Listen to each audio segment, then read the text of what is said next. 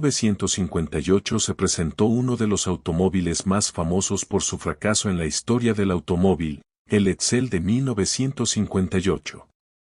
Los Edsel se comercializaron durante los años modelo 1958, 1959 y 1960, y durante esos 3 años se vendieron aproximadamente 118.000 unidades. La mayoría se vendió en 1958, cuando Ford comercializó unas 68.000 unidades. En 1959 la producción cayó a unas 45.000 y, para el año modelo 1960, Ford apenas vendió unos pocos miles. La expectativa de Ford era que Edsel despegara y vendiera alrededor de 200.000 unidades al año, por lo que ni siquiera alcanzó esa cifra acumulando las ventas de los 3 años. ¿Por qué creó Ford el Edsel? General Motors había tenido mucho éxito con su estrategia de Chevrolet, Pontiac, Oldsmobile, Buick y Cadillac, mientras que Chrysler tenía una estructura similar con Plymouth en la parte baja, Dodge y DeSoto en la zona intermedia, y Chrysler e Imperial en la parte superior. Ford pensó que necesitaba algo entre Mercury y Lincoln en la parte alta y Ford en la parte baja, y así nació Edsel. Los Edsel Ranger y Pacer de 1958, que eran los modelos de entrada, utilizaban chasis Ford y motores Ford, con una distancia entre ejes de 118 pulgadas y un V8e, 400 de 361 pulgadas cúbicas. En cambio, los modelos superiores Corsair y Citation, incluyendo el Citation convertible como modelo tope de gama, tenían una distancia entre ejes de 124 pulgadas y utilizaban el motor Mercury Edsel Lincoln, V8e, 475 de 410 pulgadas cúbicas. Por eso, durante su primer año, el Edsel era una especie de híbrido entre Ford y Mercury, y muchos compradores no tenían claro dónde debía situarse dentro de la gama, por encima o por debajo de Mercury. Evidentemente, Ford quería colocarlo por debajo de Mercury. En cuanto a los familiares, existían el Edsel Roundup, el Billy J. en la parte superior, el Bermuda, todos con una distancia entre ejes de 116 pulgadas y motores V8 Ford/diagonal Edsel. Esto es importante porque los familiares Edsel estaban mucho más relacionados con los Ford de lo que podía parecer a simple vista. El frontal era completamente distintivo, con la famosa parrilla en forma de collar de caballo, una solución diseñada para diferenciar al Edsel de los automóviles de principios de los años 50, que tenían diseños predominantemente horizontales. También destacaban las grandes secciones laterales cóncavas y puntiagudas, conocidas coloquialmente como elementos tipo pickle, además de los pilotos traseros horizontales con aspecto de alas de murciélago. Sin embargo, el objetivo aquí no es profundizar en toda la historia del Edsel, sino mostrar algo bastante sorprendente, como Ford y los diseñadores del Edsel consiguieron ocultar que los familiares de 1958 utilizaban gran parte de la carrocería de un Ford anterior. Los sedanes y coupés Edsel tenían una carrocería completamente diferenciada, pero los familiares conservaron el frontal exclusivo y utilizaron diversas soluciones para reducir costes. En aquella época los familiares no eran vehículos de gran volumen, y Ford sabía que los Edsel familiares probablemente venderían muy pocas unidades, así que tenía sentido evitar costosas herramientas y moldes nuevos.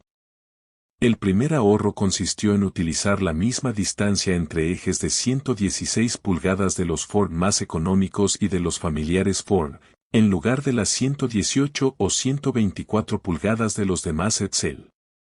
Ford llevaba años haciendo esto, colocando sus familiares sobre la distancia entre ejes más corta, mientras que GM y Chrysler a veces utilizaban las más largas.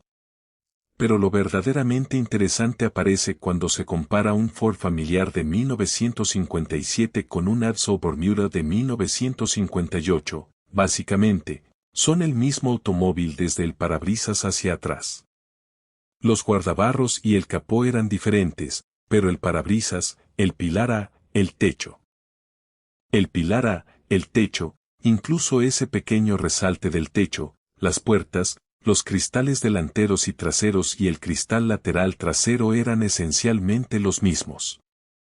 Incluso el panel lateral trasero era el mismo, aunque a primera vista no lo pareciera. El Ford de 1957 tenía una línea característica que comenzaba delante de la rueda trasera y continuaba hacia atrás hasta encontrarse con el parachoques, y esa misma línea aparecía en el Edsel. Para disimular que estaban utilizando una carrocería de Ford de un año anterior, los diseñadores del Edsel cambiaron las molduras laterales y crearon un elemento puntiagudo que se extendía hacia la puerta delantera, eliminando la moldura en forma de marca de verificación del Ford. Era un cambio de molduras y piezas decorativas, no de la chapa estructural.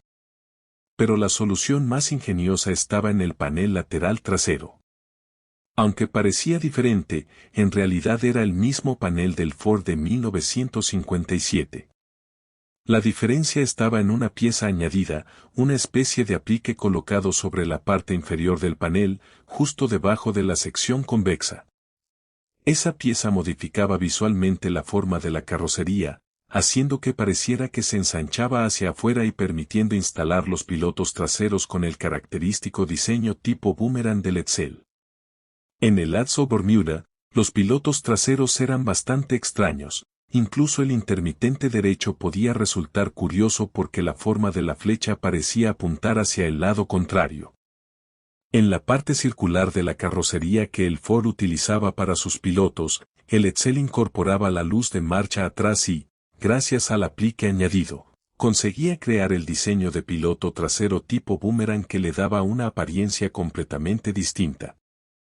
En otras palabras, prácticamente toda la chapa del panel lateral era idéntica a la del Ford de 1957 y la única gran diferencia era ese aplique añadido, que permitía transformar visualmente la zona y crear una parte trasera propia del Edsel. También el cristal trasero, el portón y buena parte del parachoques procedían del Ford de 1957. Únicamente se añadieron modificaciones en la zona central del parachoques para darle una apariencia diferente. Es una solución bastante ingeniosa y recuerda a algo que Buick hizo posteriormente en sus familiares Steyr-Wagen de finales de los años 70, utilizando piezas añadidas para modificar visualmente componentes compartidos con otros modelos de GM. En ambos casos, la idea era sencilla. Conseguir un diseño diferente sin tener que fabricar una carrocería completamente nueva.